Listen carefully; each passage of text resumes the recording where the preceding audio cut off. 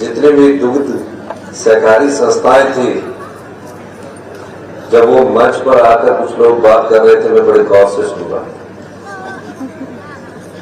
और बड़े गौर से सुनने के बाद मैंने सोचा कि क्या परिवर्तन आपके जीवन में आए। हमारी सरकार को 11 दिसंबर को 2 साल पूरे होने जा रहे हैं। मैंने कभी भी ये सोचकर राजनीति नहीं की कि मुझे राजनीतिक लाभ के लिए और चुनावों को देखकर जनता को फायदा करना है। मैं आप जैसे परिवार से आता हूं। चौधरी चंद्र कुमार जी ने ठीक कहा, हम भी ग्रामीण परिवेश से आए। हमारी माता जी तो आज भी गांव में खेती करती है। और मैं ये बात इसलिए कह रहा हूं कि जब मैंने दूध का मूल्य बढ़ाया, कोई मेरे पास मांग लेकर नहीं आया, कोई नहीं आया। मैंने महसूस किया, क्योंकि मैं आप जैसे परिवेश से उठकर राजनीतिक की बुलंदियों पर पहुंचा। और जब मैंने महसूस किया कि गांव की ग्रामीण अर्थव्यवस्था को कैसे मजबूत करना चाहिए, गांव में रहने वाले गरीब किसान, आम किसान के हाथ में पैसा कैसे पहुंचना चाहिए, उस दृष्टिगत से मैंने सोचना शुरू किया। और जब आदमी सोचता है तो एक बहुत बड़ा बल अधिकारियों का होता है। कहा कि आप नई व्यवस्था ला रहे हैं, हम तो दूध का मूल्य 2 रुपये बढ़ाते हैं, वो भी चुनावों से पहले 2 या 3 या साल में 5 साल के जो सरकार आती है 2 या 3 रुपये बढ़ाते हैं। मैंने कहा कि मेरा मकसद चुनाव नहीं है, चुनाव तो हमारे 2027 में होगा। मेरा मकसद गांव में रहने वाला जो अंतिम व्यक्ति है उस तक पैसा कैसे पहुंचाना है। इस दृष्टि से आपको इस योजना को लागू करना पड़ेगा। कहा 2 से 5 रुपए बढ़ा देते हैं, बजट नहीं है, 5 से 7 रुपए बढ़ा देते हैं। मैंने कहा नहीं, मैं उससे दूर का सोचता हूं। और मैंने दूसरे बजट में आप लोगों के लिए 13 से 15 रुपए बढ़ाने का निर्णय लिया, जो गाय पालक थे और जो भैंस पालक थे उनके लिए भी इतना ही बढ़ाया। कोई अंतर नहीं हमने पैदा किया, उनको 55 रुपए की। और ये यहां रुकने वाला नहीं है, ये आगे और आने वाले समय में आपको अच्छी सूचना देने वाले हैं। मैं इसकी घोषणा इसलिए नहीं कर सकता क्योंकि जब हमारा बजट आएगा, आपने बजट देखना है सब, जो मार्च में प्रस्तुत होगा, उसमें जो भी दुग्ध उत्पादक है उनकी सब बातों को ध्यान में रखकर दूध के मूल्य में निश्चित तौर पर बढ़ोतरी की जाएगी। और पशुपालन कौन होता है? आजकल पुरुष लोगों ने तो काम करना थोड़ा कम कर दिया है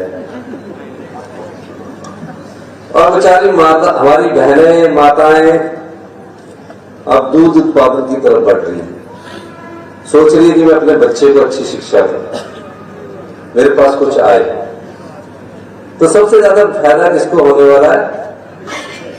महिलाओं को फायदा होने वाला है।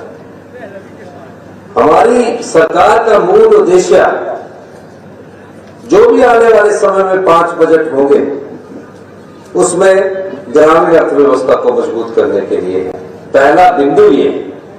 और ग्रामीण अर्थव्यवस्था को मजबूत करने के लिए केवल दूध का रेट बढ़ाना उद्देश्य नहीं है, उस घर में किस रूप में और अधिक पैसा पहुंचे ताकि उसकी आय बढ़े, उसकी आमदनी बढ़े और अपना जीवन यापन अच्छे तरीके से कर सके। मैं कहीं भी जाता हूं, प्रदेश के किसी भी जगह में, हमारी बेटियां मिलती है, हमारे बेटे मिलते हैं। एयरपोर्ट पर सबसे ज्यादा पानी पिलाने वाले वो होते हैं। मैंने उनसे पूछा, हॉस्पिटलिटी सेक्टर बोलते हैं उसको। मैंने उनसे पूछा कितने पैसे मिलते हैं? बेंगलोर में 15,000 रुपया मिलता है, क्या गुजारा करें? चंडीगढ़ में 15,000 रुपया मिलता है, क्या गुजारा करें? अगर उसके घर में ही पैसा आ जाए और अपना जीवन यापन अपने आप ही गांव में अच्छी तरह से कर सके, यही हमारी सरकार की सबसे बड़ी सोच है और यही व्यवस्था परिवर्तन है। जिस दिन से मैं मुख्यमंत्री बना हूं, आप उस समय के मेरे भाषण उठाकर देख लीजिए कि हम सत्ता में सत्ता सुख के लिए नहीं आए हैं। मतलब हमने आनंदमय जीवन व्यतीत करना है, 5 साल बाद जनता हमको बदल देगी, तब तक हम सुख प्रदान करते रहे। हम सत्ता में व्यवस्था परिवर्तन के लिए आए हैं और ये व्यवस्था कृषि विभाग में नहीं हो रही है, पशुपालन विभाग में नहीं हो रही, सभी विभागों में हम व्यवस्था परिवर्तन की तौर पर आगे बढ़ रहे हैं। ठीक है, कई जगह मतभेद हो जाते हैं कई बार, लेकिन उन मतभेदों को भी हम संवाद के द्वारा सुलझाने की कोशिश कर रहे हैं। और ग्रामीण अर्थव्यवस्था को देखते हुए मैंने देखा गांव में हमारी माताएं, हमारे भाई मनरेगा के तहत काम करते हैं, 240 रुपये उनको दिहाड़ी मिलती है। असेसमेंट करके वो 170 रुपये रह जाती है, 175 रुपये रह जाती है, 190 रुपये रह जाती है। अगर पंचायत प्रधान जी और सेक्रेटरी थोड़े अच्छे होंगे तो 230-40 रुपये मिल जाती है। ऐसा होता है। तो मैंने कैलकुलेट किया बजट में और आपने देखा होगा हमने उसमें 60 रुपए की ऐतिहासिक वृद्धि की। आज मनरेगा की दिहाड़ी हिमाचल प्रदेश में 300 रुपया प्रति व्यक्ति है। अब असेसमेंट में कम से कम 250 रुपया, 300 रुपया 100 दिन के रोजगार का पड़ रहा है। उसके बाद जिसने पशुधन रखा होता है, उस पशुधन के द्वारा रोज सुबह सुबह गोबर भी उठाना पड़ता है, शाम को भी उठाना पड़ता है। उस गोबर को जब आप खेत में डालोगे और यूरिया का प्रयोग नहीं करोगे, हमने कहा कि अगर कोई मक्की पैदा करता है, पहाड़ की मक्की को पैदा करता है और गोबर आधारित मक्की पैदा करता है, उससे सरकार 30 रुपए किलो प्रति किलो मक्की खरीद रही है। सेब का भी स्टोर प्राइस इतना नहीं है जितना 30 रुपए किलो मक्की के हिसाब से हम खरीद रहे हैं। और मैं धन्यवाद देना चाहूंगा कृषि मंत्री जी को। कृषि मंत्री जी ने उसमें रुचि दिखाई। आज हिमाचल प्रदेश में मक्की की खरीद की जा रही है और अगले वर्ष से माननीय कृषि मंत्री जी ने कहा कि हम 40 रुपए के हिसाब से जो आपने बजट में घोषणा की है, गेहूं भी खरीदें। ये यहां रुकने वाला नहीं है, ये एक सोच बदलने की दिशा में हम आगे बढ़ रहे हैं। इसका लाभ आपको 4 और 5 साल में होगा। सरकारें आती है, सरकारें चली जाती है। जब हम गांव के लोगों के हाथ में पैसा देंगे, वो जीवन भर ये याद रखेंगे कि इस सरकार के नेतृत्व में हमारी आय में वृद्धि हुई।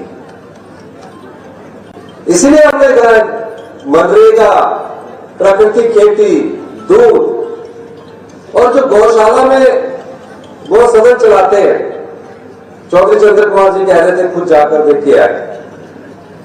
हमने कहा कि उसमें अगर एक गाय रखने वाला व्यक्ति है तो उसको 700 से 1200 रुपए दिए जाएंगे।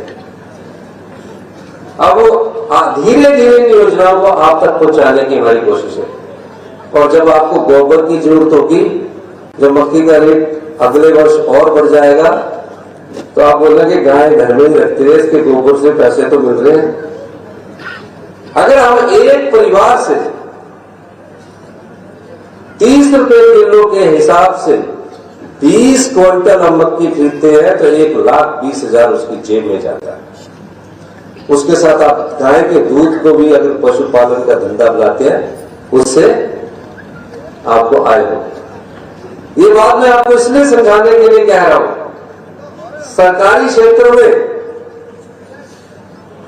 क्षेत्र में हमारे 4 या 5 लाख रिटायर्ड कर्मचारियों को मिलाकर लोग हैं। सरकारी क्षेत्र में 4-5 लाख लोग हैं, 1,70,000 परिवार है और 2,30,000 के करीब रिटायर्ड कर्मचारी हैं। जब हम हर महीने ऊपर 2,000 करोड़ रुपया खर्च करते हैं और साल का 24,000 करोड़ रुपया खर्च करते हैं, तो गांव के लोगों का भी संपदा पर अधिकार है।